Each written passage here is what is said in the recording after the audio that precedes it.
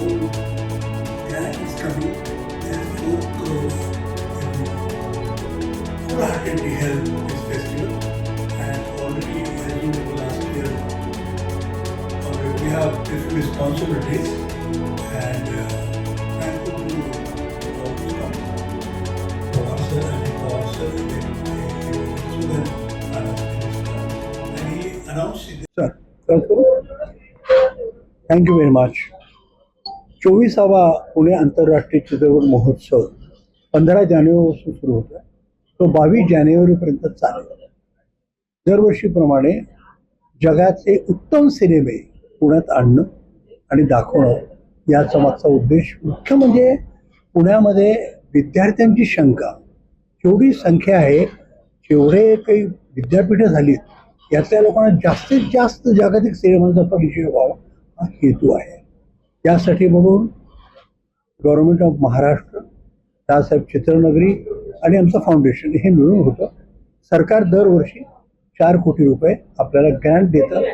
हे आपले अर्थमंत्री अजितदादा पवार यांनी एसएलईमध्ये जाहीर केलं, तेव्हापासून 4 कोटी रुपयाचा निधी आपल्याला मिळतो. त्यानंतर बाकी काही स्पॉन्सरच असतात, त्यातून हा होतो. आणि यावेळेला आपण स्पर्धेमध्ये 14 सिनेमे, वर्ल्ड सिनेमा, 7 मराठी सिनेमे स्पर्धेमध्ये. स्पर्धा 2 आहेत.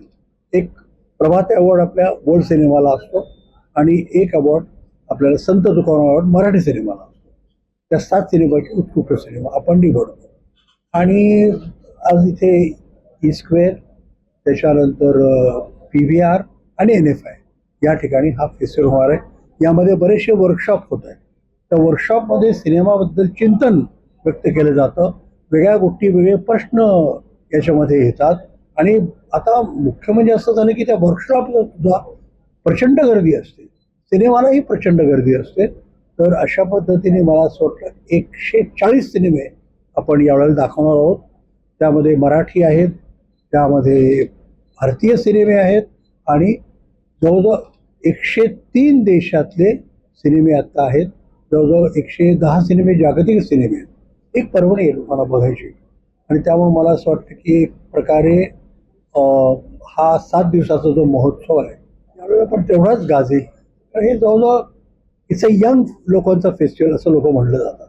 आणि त्यामुळे तुम्हाला कल्पना आहे ना की आपण एकटेच फेस्टिवल असे होतो की जे फक्त पुण्यात नाही, तर नागपूर, लातूर अशा वेगवेगळ्या ठिकाणी आपण करतो.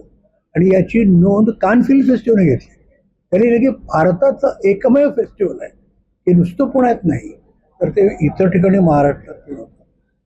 हे म्हणून त्यांनी कानला आम्हाला बोलवलं, तुम्ही या आणि एक्सप्लेन करा की भारतात ते कसं शक्य आहे. आणि त्यात ते दाखवलं गेलं. लंडन, कॉर्लोवेरी आणि पुणे या ठिकाणीच फक्त अशा पद्धतीने आपण हा प्रकार केला. मला आनंद होतोय. यातून ग्रामीण भागामध्ये प्रचंड जागरूकता आलेली आहे आणि नवीन नवीन दिग्दर्शक, नट आणि तंत्रज्ञ निर्माण होतात.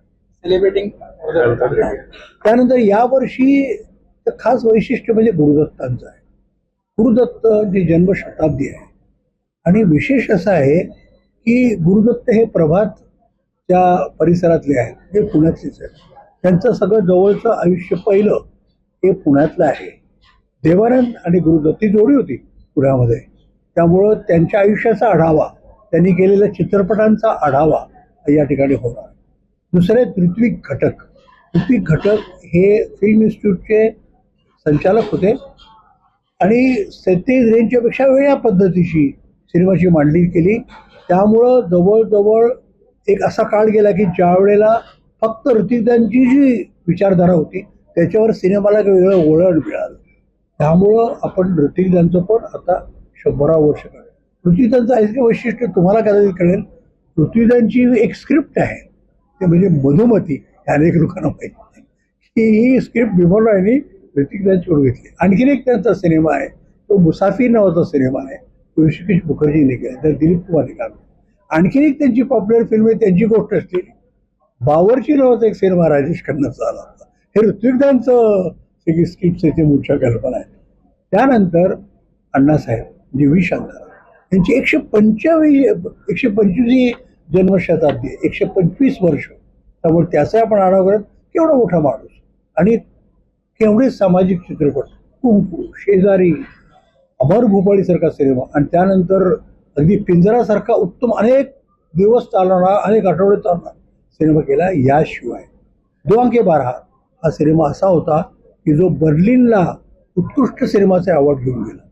तर अशा आहे आमच्या अण्णासाहेबांच्या त्यांचं. शिवाय सलील चौधरींची जन्मशताब्दी आहे, राज खोसलांची आहे, अनेक लोकांची आहे. या लोकांचाही समावेश आपल्या 7 दिवसात आपण करणार आहोत. धन्यवाद.